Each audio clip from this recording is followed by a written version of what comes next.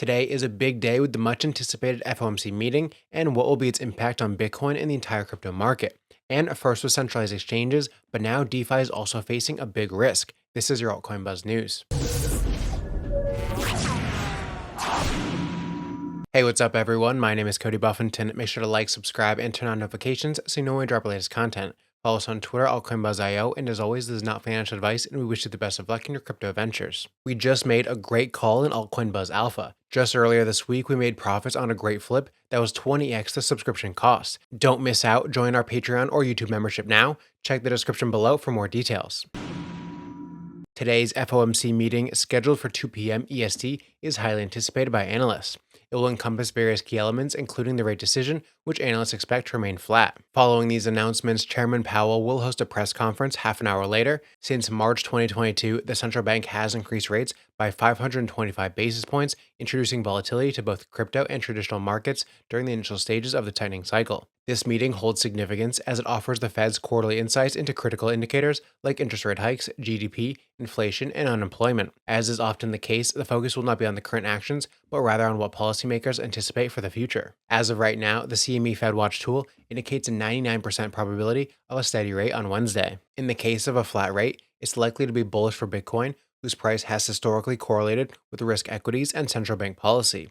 The more favorable credit conditions are in the economy, the more likely Bitcoin is to pump, and vice versa. Bitcoin rose aggressively to new highs from March 2020 to early 2021 after the Federal Reserve lowered its benchmark interest rates to just 0.25%. In a similar fashion, Crypto Rover on Twitter believes that a 0% rate increase today would be bullish for Bitcoin. The way Bitcoin options are priced, Bitcoin may not move more than 2 to 3% by this Friday. By this, I mean that Bitcoin options expiring this Friday, which capture the Fed and Bank of Japan meeting, indicate these rate decisions could be non-events. To us, the Fed's commitment to being data dependent and signaling the potential to keep rates elevated for an extended period of time means they may maintain rates at the current level while closely monitoring economic data. This approach would likely result in low volatility during the FOMC meeting. Also, the probability of the central bank offering a hawkish or dovish surprise is low, resulting in low volatility in Bitcoin and traditional markets. From a broader perspective, Bitcoin's market dominance remained within a range of 39 to 49% over the past 2 years before reaching the 52% level in June. This breakout followed asset manager BlackRock's filing for a spot Bitcoin ETF, fueling hopes of significant inflows into the asset. In tandem with Bitcoin's price gains,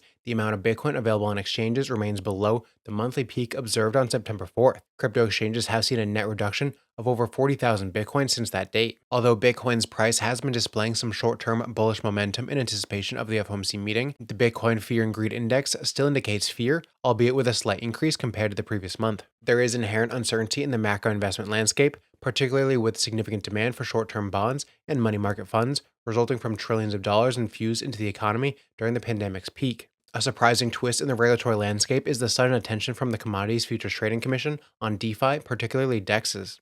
The CFTC's recent actions involve charging 3 DEXs for their alleged illegal offering of derivatives trading. In parallel, the SEC remains resolute in pursuing the crypto industry, specifically emphasizing NFTs.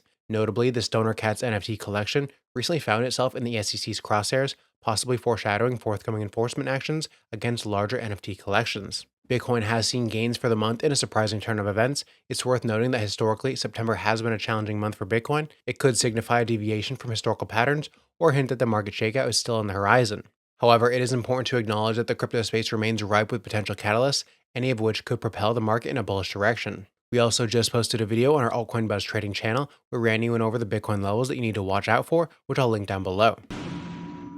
The Ether to Bitcoin ratio dropped to a 14-month low as large token holders, including Ethereum co-founder Vitalik Buterin, move coins to crypto exchanges, possibly as a prelude to selling. The ETH-BTC pair dipped to near 0.06 on Tuesday, its lowest level since July. The recent price action extended a trend that began in September 2022, confirming some bearish forecasts from analysts for the second largest cryptocurrency by market cap. Marcus Thielen, head of strategy and research at Matrixport, said that Ethereum's protocol revenues have been decreasing for the last 3 months and expected Bitcoin to continue outperforming the broader crypto market, including ETH. Crypto analyst Benjamin Cohen, founder of Into the Cryptoverse, noted that a potential breakdown in ETH's valuation versus Bitcoin could be in the cards. There's a much more likely chance that it breaks to the downside, right? Like you have this initial move up, and then sort of the mania phase, and then you go sideways for a while, and then you start to fade down.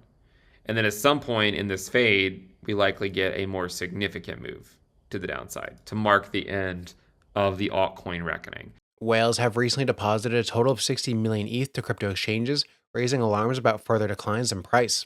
Market participants closely follow the on-chain maneuvers of whales as they are considered well-informed and have sizable impact on the market. Depositing assets to an exchange usually signals intention to sell, while withdrawal suggests accumulation. Most recently, Ethereum co-founder Vitalik Buterin transferred 300 ETH worth roughly $493,000 to Kraken on Tuesday, and while the deposit is rather small, it spurred speculation among crypto watchers given Buterin's stature for Ethereum. Another large holder deposited a total of 30,000 ETH, worth nearly $50 million to crypto exchanges Binance, OKX, and KuCoin over the past 4 days. Look On Chain also pointed out that a crypto wallet that acquired tokens from Ethereum's initial coin offering 9 years ago also deposited 6,000 ETH on Monday, worth just shy of $10 million to Kraken.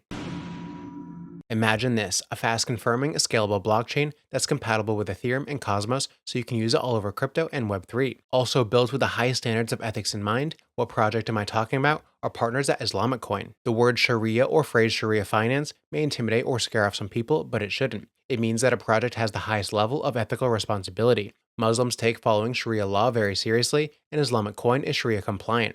This means both the 2 billion Muslims in the world and non-Muslims alike can use the platform and know it will be following the highest ethical standards. Plus, there is no fee as it's forbidden in Islam. And aren't better standards what we need as an industry? We can maintain high integrity and make money too. Islamic Coin is a chance to do both of these things. Islamic Coin is backed by the UAE royal family, raised $400 million in a tough bear market, assured a huge valuation and adoption, even if only 3 to 4% of the Muslim community starts using it, and maintaining the largest crypto Muslim community on Twitter. The potential for this project and its Islamic Coin are enormous. You can do well and do good at the same time with ethical finance. And Islamic Coin is not just for Muslims, it's for anyone who thinks ethics should be part of good finance. The token is launching later this month, but right now you can get at discount to its market listed price on republic.com. So if you like the idea that good ethics makes good finance, check out the link in the description below for more details. The United States Securities and Exchange Commission isn't done chasing down crypto exchanges and decentralized finance projects it sees as violating securities laws in the same vein as Coinbase and Binance, said David Hirsch, head of the agency's crypto asset and cyber unit. His enforcement office, which has been litigating at a very unusual pace for the SEC, is aware of and investigating other firms involved in much of the same activity seen at the 2 major platforms, and that the industry's compliance breaches hold true well beyond the 2 entities. He added that we're going to continue to bring those charges. The regulator has a number of other businesses on its radar that are operating in similar ways to Coinbase and Binance. His agency is already embroiled in a number of complex crypto cases in federal courts, and as seen in its efforts to appeal a recent Ripple ruling, not always with complete success. Hirsch said the SEC's interest in crypto goes well beyond the high-profile exchanges. He said we're going to continue to be active as to intermediaries that can be brokers, dealers, exchanges, clearing agencies, or any others who are active in this space are within our jurisdiction and not meeting their obligations, either through registration or failure to provide adequate or complete disclosures. Hirsch said DeFi projects won't escape the Enforcement Division's attention either. He said we're going to continue to conduct investigations and we're going to be active in this space, and added that the label of DeFi is not going to be something that's going to deter us from continuing our work. The United States Securities Regulator has previously been accustomed to a relatively sedated approach to enforcement in which it targets misdeeds at regulated businesses, often large Wall Street firms with extensive legal departments that quickly begin negotiating settlements.